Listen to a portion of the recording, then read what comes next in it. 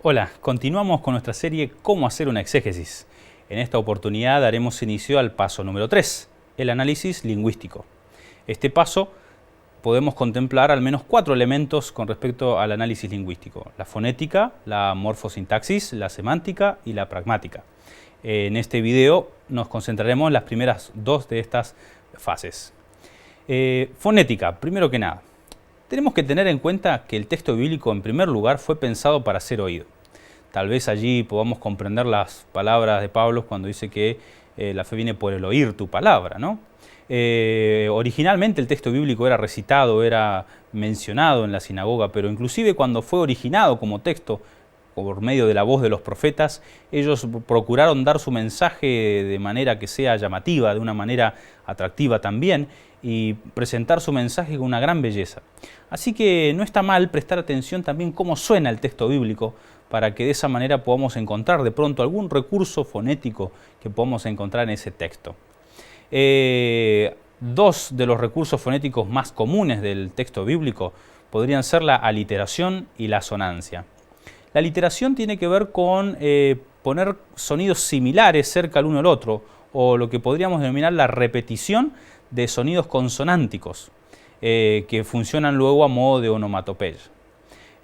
Por ejemplo, Jueces 5:22, donde se menciona que los caballos cabalgan, en hebreo hace un sonido bastante peculiar. Sus mi dajarot. Pareciera casi como si se estuviera reproduciendo el sonido de los caballos cuando cabalgan. Ahora bien, la asonancia tiene que ver con la repetición, pero en este caso de vocales. En Isaías capítulo 6, versículo 3, por ejemplo, podremos encontrar una constante repetición de sonidos A o sonidos O, que son las principales vocales abiertas que encontramos. Así que esa frecuencia de sonidos de alguna manera tiene cierta intencionalidad también. Para más informaciones con respecto a la fonética, les remito a la obra ya mencionada en video anterior sobre hermenéutica de la palabra de Luis Alonso Jekyll, que dedica también una sección específica para hablar de los recursos fónicos en el texto bíblico. Podrá ser de utilidad para aquellos que deseen ampliar información al respecto. Vamos ahora a la segunda parte del análisis lingüístico, a saber, el estudio de la morfosintaxis. Expliquemos un poquito estos conceptos. Por un lado, morfología. La morfología es aquello que se concentra en el estudio de la estructura interna de las palabras, mientras que la sintaxis es aquella herramienta que nos ayuda a describir cómo las palabras se combinan para construir unidades mayores, llámense sintagmas, frases u oraciones. Es preciso decir que cuando uno desea hacer un análisis morfosintáctico de la Biblia, es necesario tener una base del hebreo bíblico. Hay que tener buenos conocimientos de cómo funciona la gramática del hebreo, y si es necesario recomendar una obra, tal vez convenga hacerlo con la gramática de hebreo bíblico de Yuon y Muraoka, que se encuentra disponible en español gracias a la traducción de Miguel Pérez Fernández, que no solamente tradujo el texto del inglés, sino que además hizo algunas correcciones o algunos añadidos que hacen que esta versión sea incluso mejor que la original en inglés. Así que en este material, que es una obra importante, una obra de referencia, podrán encontrar los estudiantes respuesta a muchas consultas sobre cuestiones de gramática del hebreo bíblico, entre ellos también lo de la sintaxis y la morfología. Avancemos entonces con algunos elementos a considerar a la hora de hacer un análisis morfosintáxico. ¿Qué es lo que se debe hacer? Bueno, básicamente identificar aquellas formas y construcciones que impactan sobre la interpretación. No necesariamente lo que sea obvio, porque eso por allí puede ser dejado de lado, pero hay cosas que son significativas, que afectan la interpretación del texto. Eso debe o merece alguna explicación por parte del intérprete. ¿Qué serían eso? Bueno, concentrarse, por ejemplo, en las formas verbales, en los tipos de oraciones que forman parte de la perícopa, en el orden de las palabras dentro de la oración, o en la secuencia de verbos, que también son importantes a la hora de transmitir un mensaje. Prestemos atención a estos 4 elementos. ¿Qué decir con respecto a las formas verbales? Bueno, en primer lugar, recordar tal vez las principales conjugaciones verbales del sistema hebreo. El katal, el yictol y becatal, el vayictol, las formas volitivas y el participio predicativo. Estos 5 grupos podríamos ser considerados como las principales formas o conjugaciones verbales del hebreo bíblico. Cada una de ellas tiene su peculiaridad y es necesario que el alumno esté familiarizado con cada una de ellas. También es preciso llamar la atención sobre el aspecto del verbo hebreo. Sabemos que cuando hablamos de aspecto hablamos del perfecto o el imperfecto, que el aspecto perfecto indica una acción acabada, mientras que un aspecto imperfecto implica una acción que está en proceso o que aún no ha terminado. Y en hebreo tenemos formas verbales claramente relacionadas con este aspecto verbal. El katal y el vayictol para hablar de acciones perfectas y el yictol y el becatal para acciones imperfectas. Así que también hay que tener en cuenta este elemento del verbo hebreo. Más importante a veces parecería ser el modo de acción del verbo hebreo. Y cuando hablamos de modo de acción, básicamente estamos hablando de los binyanim o de las voces del hebreo bíblico.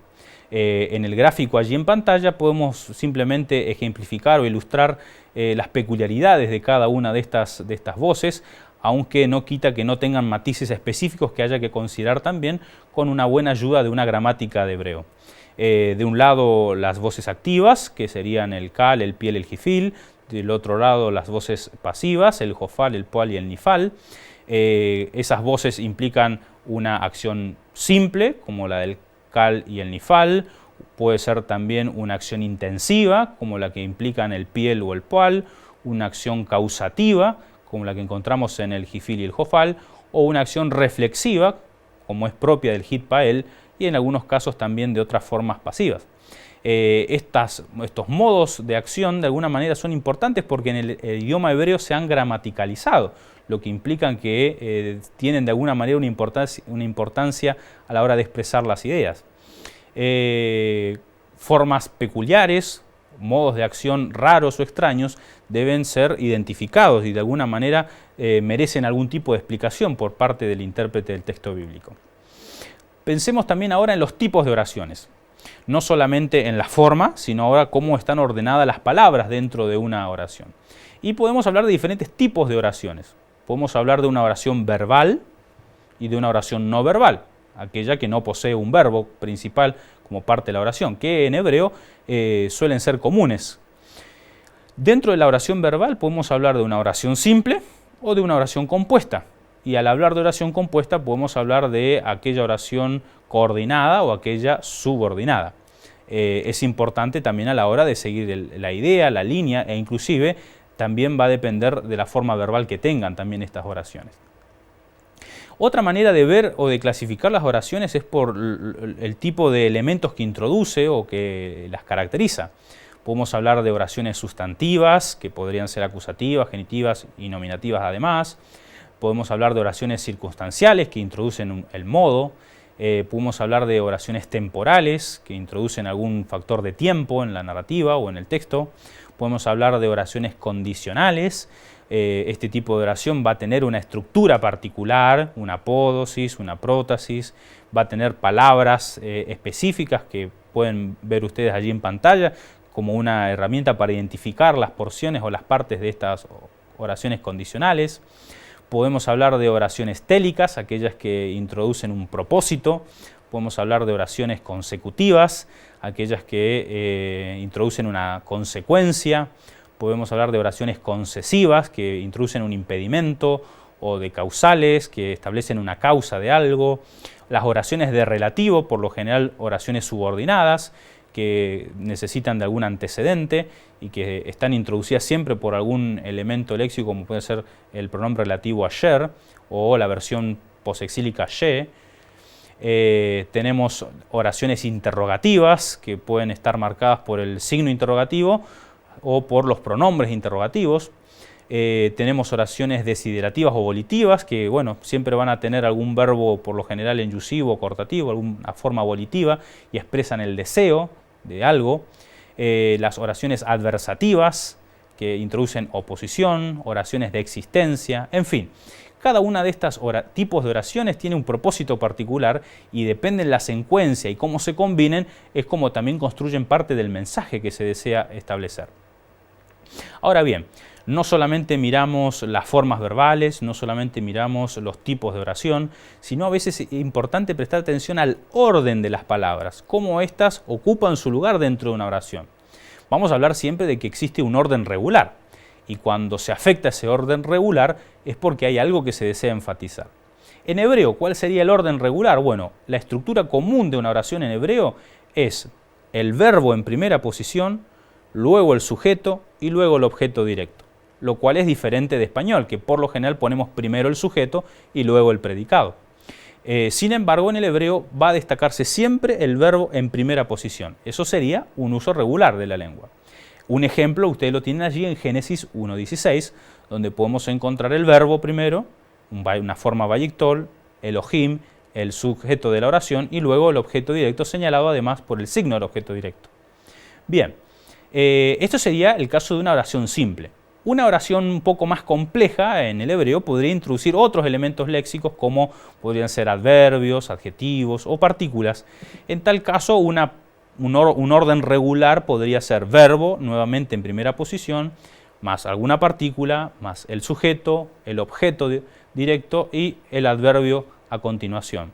Un ejemplo de este orden, por ejemplo, es el siguiente versículo del texto anterior que mencionamos, Génesis 1:17, donde tenemos básicamente el orden señalado aquí.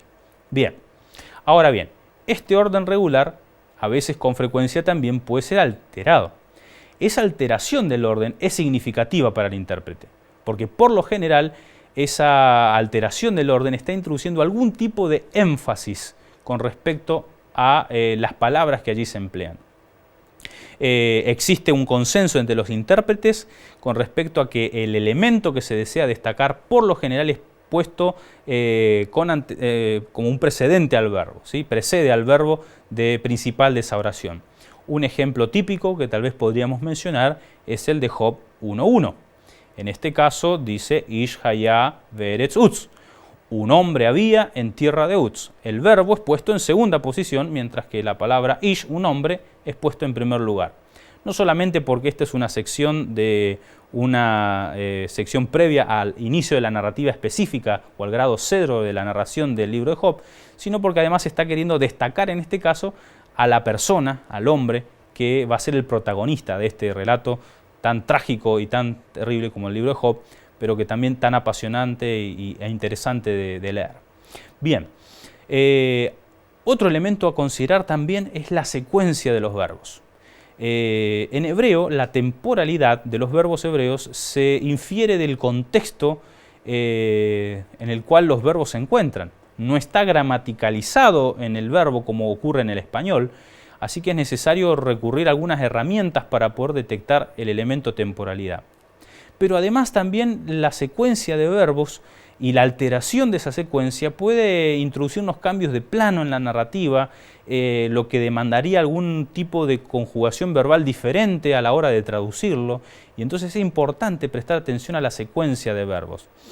Ya hemos citado la perspectiva de Elviro Nicacci, un libro interesante para los alumnos de grado, para que puedan familiarizarse con algunos elementos de morfosintaxis.